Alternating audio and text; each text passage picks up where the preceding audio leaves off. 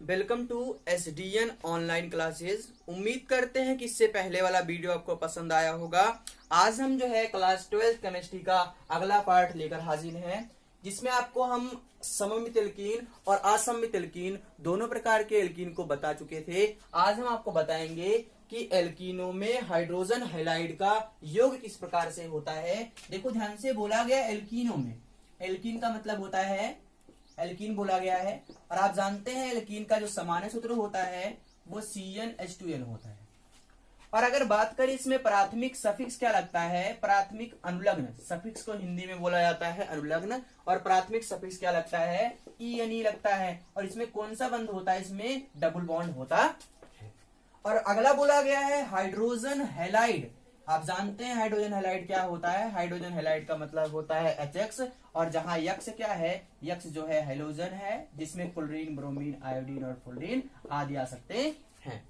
X का मतलब halogen होता है, जिसमें क्लोरीन, ब्रोमीन, आयोडीन, फ्लोरीन कुछ भी आ सकता है। तो अब हम आपको बताने वाले हैं कि इसमें योग कैसे होगा हाइड्रोजन हैलाइड का। तो इसके लिए हम क्या करेंगे, एक सममित एल्कीन लेकर देखते हैं। सम्मित एल्कीन लेंगे।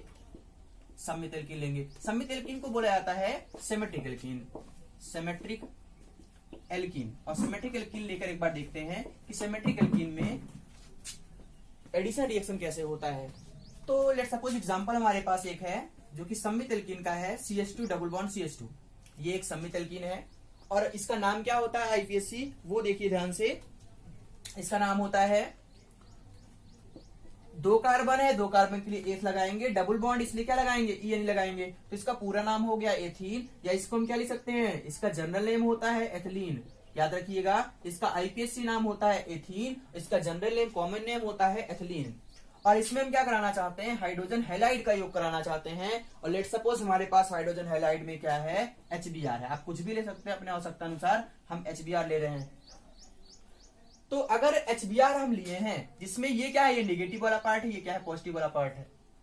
तो इसमें हेलोजन और हाइड्रोजन दोनों को हमें ऐड कराना है। तो आप क्या कर सकते हैं कि इसमें हाइड्रोजन को और हेलोजन को दोनों को आसानी से जोड़ सकते हैं। तो आप चाहे ब्रोमीन यहां जोड़ दें, चाहे ब्रोमीन आप यहां जोड़ दें, या आप चाहे हाइड्रोजन यहां जोड़ दें, ब्रोमीन यहां जोड़ दें। तो इस आधार पे ये जो एग्जाम्पल आपका उत्पाद मिलेगा वो होगा CH3 CH2 और क्या होगा, Br होगा। आप चाहे ब्रोमीन यहां भी जोड़ सकते हैं, क्योंकि सममित है और सममित का मतलब होता है आप हाइड्रोजन कहीं भी जोड़ सकते हैं। तो इसका जो नाम होगा वो होगा ब्रोमो एथेन। क्या नाम होगा, ब्रोमो एथेन नाम होगा। और इसका जो कॉमन नेम होगा वो होगा एथिल ब्रोमाइड। क्या नाम होगा, एथिल ब्रोमाइड। क्या नाम होगा, एथिल ब्रोमाइड होगा इसका। तो ये जो हम नाम लिखे हुए हैं, ये कौन सा नाम है, ये कॉमन नेम है। और ये कौन सा नाम है, ये IPSC नाम है।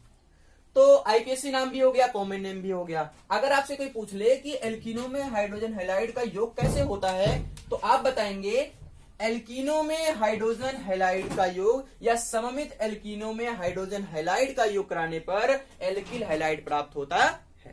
एल्कीनों में हाइड्रोजन हैलाइड का योग कराने पर क्या प्राप्त होता है, एल्किल हैलाइड प्राप्त होता है। क्योंकि ये पूरा ग्रुप क्या है, ये पूरा ग्रुप जो है एल्किल हैलाइड का संकेत करता है, या एल्किल हैलाइड है। एल्किल हैलाइड है ये पूरा ग्रुप क्या है, एल्किल हैलाइड है। तो अब हम क्या करते हैं कि असममित एल्कीन में एक बार हाइड्रोजन हैलाइड का योग करा के देखते हैं, क्योंकि ये सम्मित एल्कीन है और सम्मित एल्कीन में आप हैलोजन कहीं भी जोड़ सकते हैं, जबकि असममित एल्कीन में ऐसा नहीं होगा। हम असममित एल्कीन में हाइड्रोजन हैलाइड का योग कैसे करेंगे वो हम ध्यान से समझते हैं। तो इसको हम एग्जांपल हटा रहे हैं यहां से और देखते हैं कि कैसे योग हो सकता है। ये भी हटा देते हैं यहां से। असममित एल्कीनों में हाइड्रोजन हैलाइड का योग कैसे होता है वो हम डिस्कस करते हैं। तो देखिए हम यहां क्या कर रहे हैं, असममित लिख दे रहे हैं, असममित एल्कीन, अनसिमेट्रिक एल्कीन। तो अनसिमेट्रिक एल्कीन में हाइड्रोजन हैलाइड का योग कैसे होगा, हम एग्जांपल एक दिखा रहे हैं आपको। ये हो गया CH3 CH double bond CH2। तो आप ये देखें कि ये एक असममित एल्कीन है, ठीक है। और इसका नाम क्या है वो देख लीजिए, CH3 CH CH2 है ये। और इसका नाम क्या है, आप जानते हैं नाम इसका क्या होता है, प्रोप है। 3 कार्बन के लिए प्रोप हो गया। 1 नंबर पे एक डबल बॉन्ड, इसलिए क्या लिखेंगे, 1इन। तो प्रोपोनिन बोल सकते हैं या प्रोपीन 1 बोल सकते हैं। अब हम इसमें क्या कराएंगे, HBr का योग करा रहे हैं, HBr का योग कराया जा रहा है। तो अब हमें देखना होगा कि हम जो हेलोजन परमाणु है या निगेटिव वाला जो पार्ट है वो यहां जोड़े कि यहां जोड़े। अरे हेलोजन वाला पार्ट जो है यहां जोड़े कि यहां जोड़े। इससे पहले जो सममित था उसमें आप हेलोजन कहीं भी जोड़ सकते थे, इससे पहले जो सममित था उसमें आप हेलोजन कहीं भी जोड़ सकते थे, पर इसमें हमें देखना है कि इसमें हेलोजन हम किस प्रकार से और कहां जोड़ें। तो इसके लिए एक नियम काम करता है, एक नियम लगता है। वो नियम क्या है वो देख लीजिए। नियम क्या है? उस नियम को बोलते हैं मार्कोनी-काफ नियम। मार्कोनी-काफ नियम।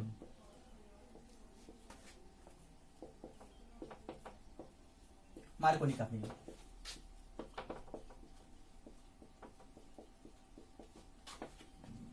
तो आप ये समझ लीजिए कि असममित एल्कीनों में जो हाइड्रोजन हैलाइड का योग होता है वो मार्कोनी-काफ नियम के अनुसार होता है। तो सबसे पहले हम आपको डेफिनेशन बता दें कि मार्कोनी-काफ नियम किसे कहते हैं। तो देखिए, असममित एल्कीनों की योगात्मक क्रिया में, असममित एल्कीनों की योगात्मक क्रिया में, अभिक्रिया में यौगिक का ऋणात्मक भाग उस कार्बन से जुड़ता है, उस कार्बन से जुड़ता है जहां पर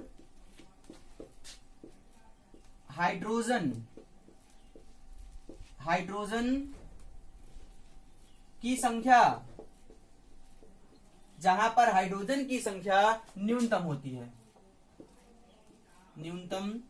है।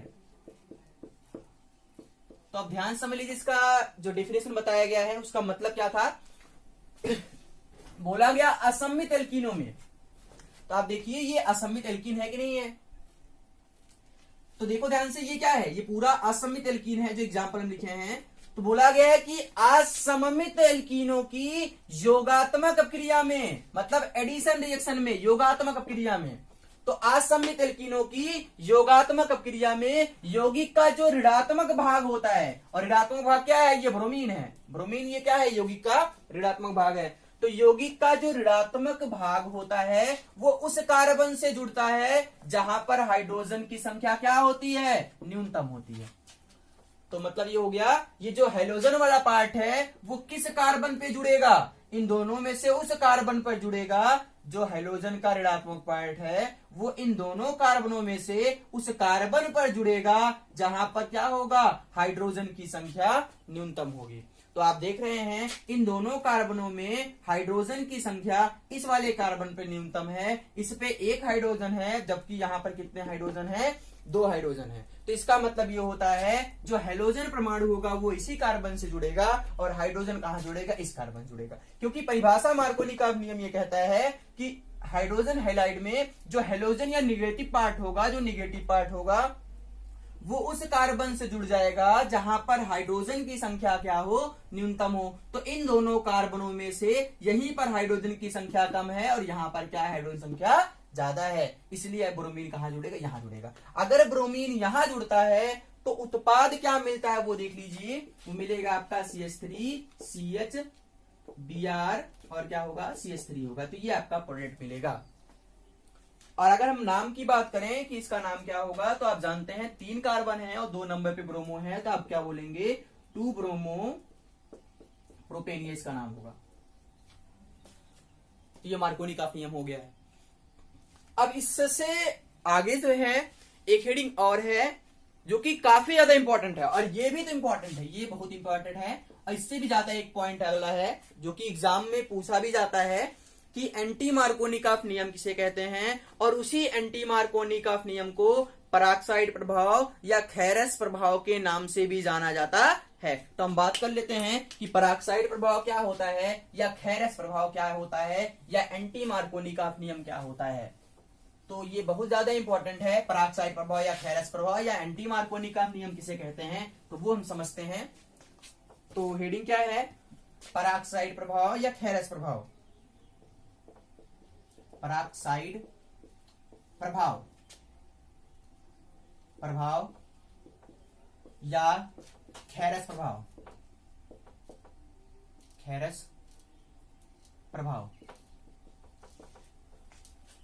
पराक्साइड प्रभाव या खेरस प्रभाव, या इसी को बोलते हैं एंटी मार्कोनिकॉफ नियम, एंटी मार्कोनिकॉफ नियम।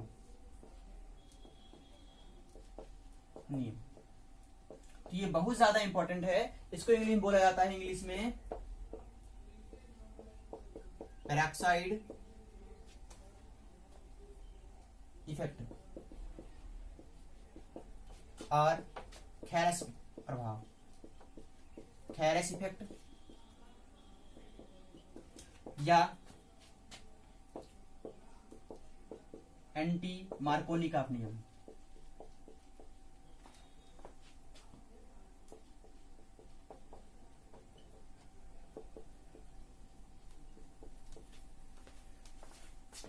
तो याद रखिएगा, इसको बोला जाता है पराक्साइड प्रभाव या खेरस प्रभाव या एंटी मार्कोनिकॉफ नियम, पराक्साइड प्रभाव या खेरस प्रभाव या एंटी मार्कोनिकॉफ नियम। तो ये अब तक का सबसे बेहतरीन पॉइंट है और सबसे ज्यादा इंपॉर्टेंट पॉइंट है। तो इसको पढ़ने के लिए कुछ चीजों की आवश्यकता होगी। सबसे पहला चीज कि एक हमें कार्बनिक पराक्साइड की आवश्यकता होगी, कार्बनिक पराक्साइड की आवश्यकता होगी, और वो कार्बनिक पराक्साइड क्या है? बेंजाइल पराक्साइड, बेंजाइल पराक्साइड, ये बेंजाइल पराक्साइड है। और बेंजाइल पराक्साइड का अणुसूत्र क्या होता है? वो होता है C6H5CO का होल ट्वाइस इंटू क्या होता है? O होता है। तो C6H5CO का होल ट्वाइस इंटू O, ये क्या होता है? बेंजाइल पराक्साइड का क्या होता है? अणुसूत्र होता है। अब हम आपको बता दें इसका संरचना कैसा होता है, इसका स्ट्रक्चर कैसे बनता है, संरचना कैसे बनता है बेंजाइल पराक्साइड का। तो बोला गया C6H5, मतलब ये हो गया, ये C6H5 हो गया, और देखो बोला गया CO का मतलब ये देखो ध्यान से, ये CO हो गया, और बाहर एक ऑक्सीजन है, तो एक ऑक्सीजन लगा दीजिए। और क्योंकि यही पार्ट दो बार है, देखो होल ट्वाइस लगाया गया, एक मिनट, ये O2 होता है, तो ये क्या हो जाएगा? O2 हो जाएगा। अब देखो ध्यान से, ये क्या है? दो लगाया गया है, होल ट्वाइस लगाया गया, इसका मतलब क्या हो जाएगा? इसका मतलब हो जाएगा, इस प्रकार से हम इसी को दोहरा देंगे, ये हो जाएगा आपका स्ट्रक्चर। तो ये जो होता है, ये बेंजाइल पराक्साइड का संरचना होता है, संरचना। आप इसको याद कर लीजिएगा, ये बेंजाइल पराक्साइड का संरचना होता है। और ये क्या है? ये कार्बनिक पराक्साइड है, और इसी का प्रयोग करेंगे हम क्वेश्चन में, या इसी का प्रयोग करेंगे इस प्रभाव में। तो देखते हैं वो प्रभाव कैसे होता है। तो इसको हटाते हैं। और एक और चीज आपको समझ लेना है, समझ ये लेना है कि इसमें भी क्या होगा? असममित एल्कीन रहेगा। क्या रहेगा? असममित एल्कीन रहेगा। तो असममित एल्कीन में ही हम क्या करेंगे? हाइड्रोजन हैलाइड का योग कराएंगे। तो देखो हमारे पास मान लीजिए एग्जांपल है CH3 CH double bond CH, CH2 है ये, इसका नाम तो आप जान ही रहे हैं, प्रोप-1-ईन, इसका नाम है। और इसमें हम योग कराना चाहते हैं HBr का हम इसमें योग कराना चाहते हैं। और आपको बताया गया आप क्या लगाएंगे? एक कार्बनिक पराक्साइड लगाएंगे, जिसका क्या नाम है? Benzyl peroxide, benzyl peroxide, peroxide. तो आप क्या लगा रहे हैं? एक बेंजाइल पराक्साइड लगा रहे हैं। अब इनका योग कराएंगे, तो एक नियम याद कर लीजिए, या परिभाषा हम आपको बता दे रहे हैं। इसमें देखो ये क्या है? ऋणात्मक पार्ट है, ये क्या है? धनात्मक पार्ट है। तो अभी आप मार्कोनिकॉफ नियम इससे पहले पढ़े थे कि हैलोजन परमाणु कहां जुड़ेगा? जहां पर हाइड्रोजन की संख्या क्या होगी? न्यूनतम होगी। पर यहां बोला गया है एंटी मार्कोनिकॉफ नियम, मतलब मार्कोनिकॉफ नियम का उल्टा। तो इसका मतलब ये हो जाएगा, जो हैलोजन परमाणु होगा वो अब वहां नहीं जुड़ेगा जहां पर हाइड्रोजन की संख्या न्यूनतम होगी, अब वो वहां जुड़ेगा जहां पर हाइड्रोजन की संख्या क्या होगी? अधिकतम होगी। एक बार वापस सुन लीजिए। अब हाइड्रोजन हैलाइड में से जो ऋणात्मक पार्ट है, अब वहां नहीं जुड़ेगा जहां पर हाइड्रोजन की संख्या न्यूनतम होगी, अब वो वहां जुड़ेगा जहां पर हाइड्रोजन की संख्या क्या होगी? अधिकतम होगी।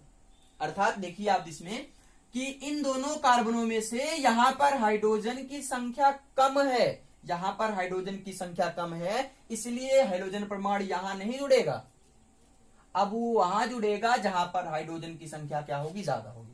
तो इन दोनों में से यहां जुड़ेगा हाइड्रोजन परमाणु। अगर हाइड्रोजन परमाणु यहां जुड़ता है तो प्रोडक्ट क्या बनेगा वो समझ लीजिए, बनेगा CH3 CH2 CH2Br, ये इसका प्रोडक्ट होगा। और इसका नाम देख लीजिए, क्या नाम होगा, ब्रोमोप्रोपेन। क्या नाम होगा, ब्रोमोप्रोपेन।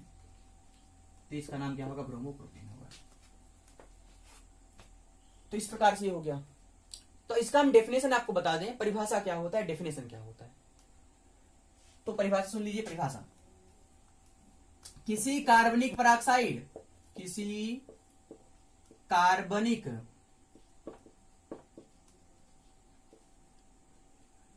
पराक्साइड, किसी कार्बनिक पराक्साइड जैसे बेंजाइल पराक्साइड, तो किसी कार्बनिक पराक्साइड जैसे बेंजाइल पराक्साइड की उपस्थिति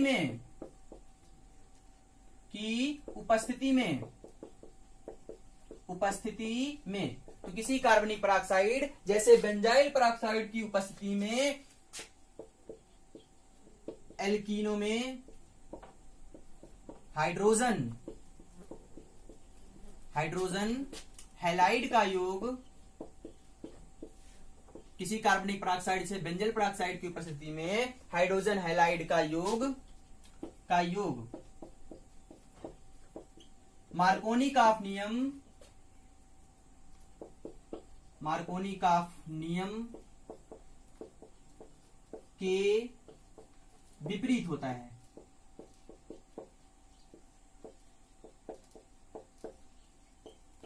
देखिए बोला क्या गया है, किसी कार्बनिक पराक्साइड जैसे बेंजाइल पराक्साइड, और हम बेंजाइल पराक्साइड आपको पहले बता चुके हैं, और इसका हम आपको अड़सूत्र भी बता चुके हैं, C6H5 और CO का होल ट्वाइस इंटू O2, ये बेंजाइल पराक्साइड का अड़सूत्र होता है, ये हमको पहले बता चुके हैं। तो किसी कार्बनिक पराक्साइड जैसे बेंजाइल पराक्साइड की उपस्थिति में एल्कीनों में, देख लीजिए ध्यान से, ये एल्कीन ही है, और कौन सा एल्कीन होना चाहिए, असमित एल्कीन। तो असमित एल्कीनों में हाइड्रोजन हैलाइड का योग, हाइड्रोजन हैलाइड यही तो है, देखो ध्यान से, अरे यही तो HX है, HX हाइड्रोजन हैलाइड। तो हाइड्रोजन हैलाइड का योग जो होता है वो मार्कोनी-काफ नियम के विपरीत होता है। तो ये आपका प्रोडक्ट मिल गया। अच्छा, एक और चीज समझ लीजिए कि आप ये सोच रहे होंगे कि सर कैसे पता चलेगा कि ये मार्कोनी-काफ नियम की बात किया जा रहा है कि एंटी मार्कोनी-काफ नियम की बात किया जा रहा है। कैसे पता चलेगा कि मार्कोनी-काफ नियम की बात की जा रही है या एंटी मार्कोनी-काफ नियम की बात कर रही जा रही है। तो आपको केवल इतना याद रखना है कि अगर वहां उत्प्रेरक लगा हुआ है, अगर वहां उत्प्रेरक या कोई पराक्साइड लगा हुआ है तो वो क्या है, एंटी मार्कोनी-काफ नियम। अगर किसी भी पराक्साइड की बात की गई है या कोई उत्प्रेरक लगा हुआ है तो वो एंटी मार्कोनी-काफ नियम है, और अगर उत्प्रेरक नहीं लगा हुआ है तो वो क्या है, मार्कोनी-काफ नियम है। एक लाइन में, अगर उत्प्रेरक लगा हुआ है तो वो मार्कोनी-काफ नियम नहीं है, वो एंटी मार्कोनी-काफ नियम है, और अगर उत्प्रेरक नहीं लगा हुआ तो वो क्या है, मार्कोनी-काफ नियम है। और एंटी मार्कोनी-काफ नियम को हम क्या कहते हैं, पराक्साइड प्रभाव कहते हैं या खेरस प्रभाव कहते हैं। तो परिभाषा में आप यहां जोड़ सकते हैं कि परिभाषा देखो, इसी के आगे आप जोड़ सकते हैं, इसे हम क्या कहते हैं, पराक्साइड प्रभाव या खेरस प्रभाव कहते हैं।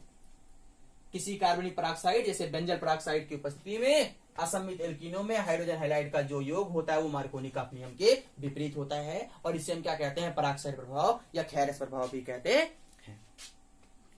तो आगे जो है इसके अगला पार्ट जो है कल।